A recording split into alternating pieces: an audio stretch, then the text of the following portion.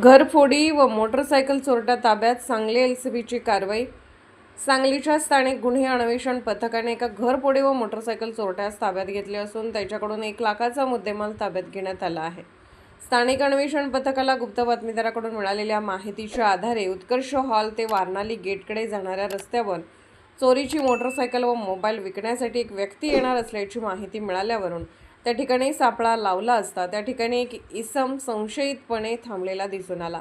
त्याला ताब्यात घेऊन चौकशी केली असता त्याने आपले नाव सुनील मारुती धुमाळ, वय वर्ष 20, राहणार म्हैसाळ रोड, मिरज असे सांगितले.